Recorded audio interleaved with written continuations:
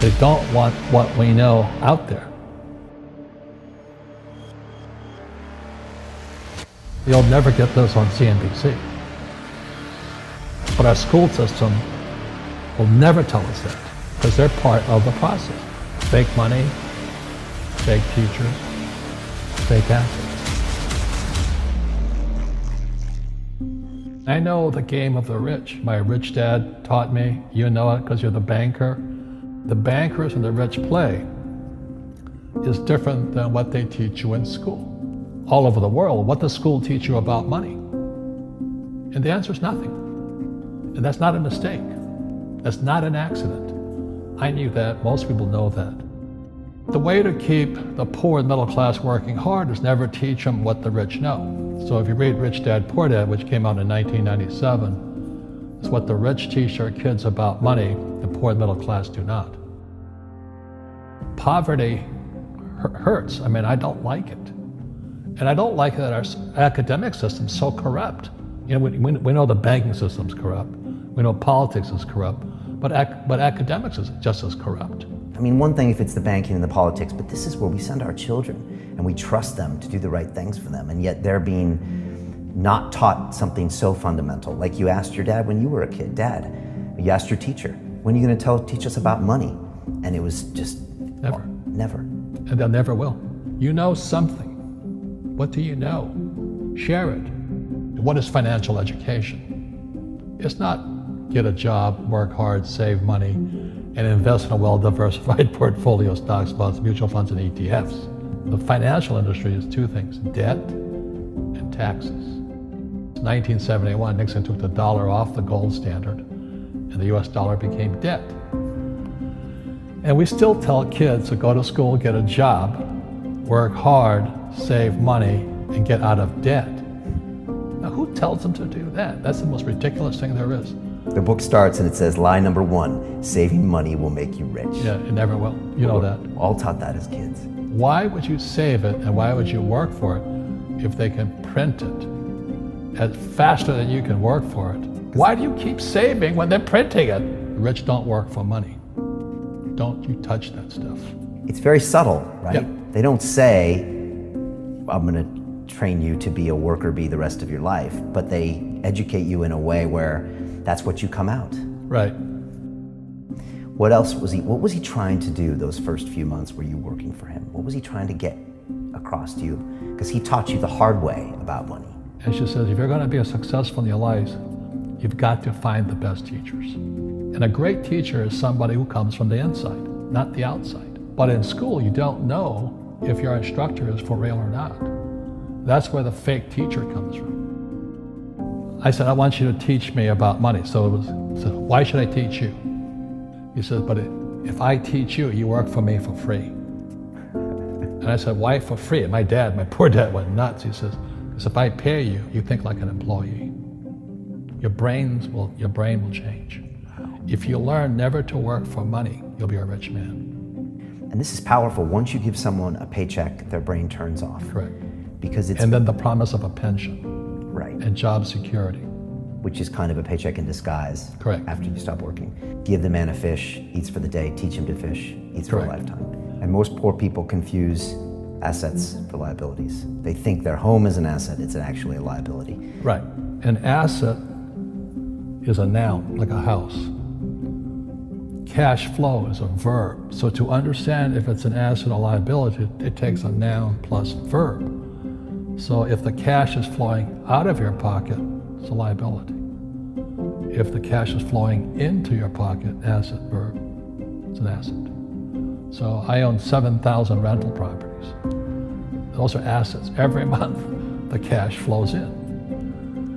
Whereas many people have the big house on the hill and the cash is flowing out. Right. And they're going broke. Right, it's like a frame of mind. The other thing the poor don't understand is the number one expense for most people is taxes. And yet we don't even see it. Isn't that weird? You walk around and you look at the paycheck and say, that doesn't seem right, and you don't realize that the government's got a huge hand in your pocket and you are doing nothing to minimize that. Again, this is what's very different about the rich and the poor. The rich don't work for money. His number one expense is tax.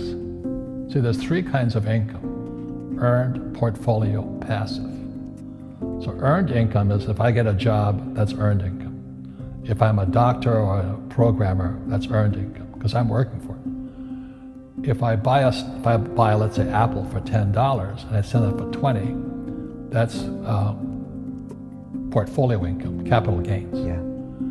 But passive income, which is cash flow, is never taxed. And so these guys are screaming right now in America, tax the rich. I said, good luck. Because most of the guys complaining, they don't know there's three kinds of income. And the rich don't have jobs anyway. They have assets. And so the average schmo out there, poor guy, sent the kid to school, they don't learn this. You see, very few people will buy what I do, make $1 million and pay zero tax. And my rich dad taught me that playing Monopoly. That's how it started, 4 greenhouses, 1 red hotel. Or the McDonald's formula, I write about it here. McDonald's, Ray Kroc. Yeah.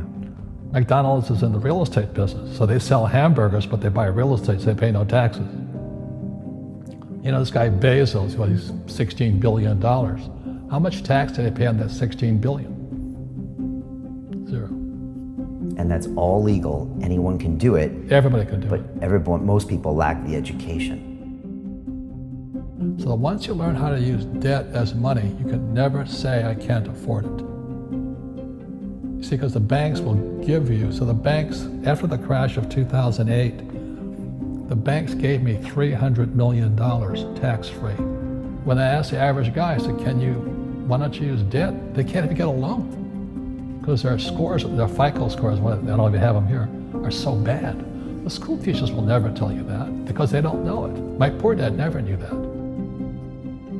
You don't know if something is an asset or a liability until you can see which way the cash flows. So a house, is it an asset or liability? Well, if it's taking money from your pocket, it's liability. If it's putting money in your pocket, it's an asset. The US government wants me to provide housing, wants me to provide jobs, wants me to borrow money because that's how money is created through debt. I get huge tax breaks. Everybody can do the same thing if they had the financial education to do it. If people understood the tax code, we'd be more prosperous. But can poverty be passed through genetically? Yes. Because it's some type of way of thinking. It's an attitude. An attitude. It's very simple. When people ask me, how do I stop it? I just say, never say, I can't afford it.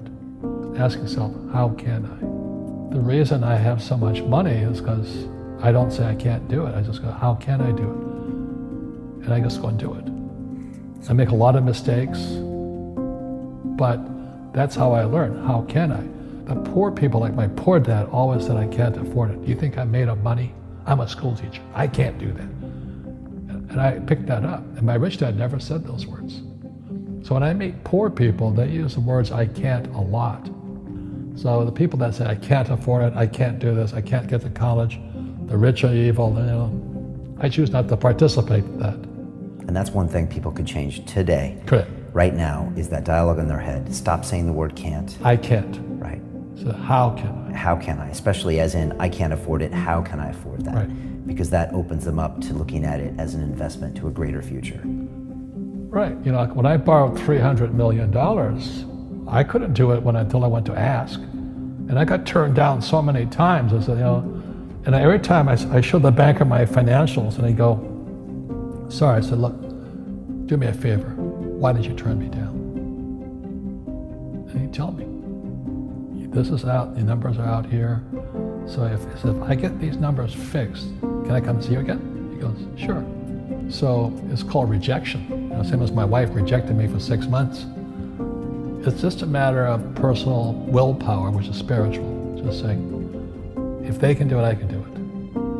And how can I? How can I? And I think it's you once said, words become flesh. Yep. That was the Bible too. Right? Intelligence increases through your mistakes, through the ups and downs, through what you learned. Real estate's real estate, but what I learned made me richer, not the money. You don't need money to make money.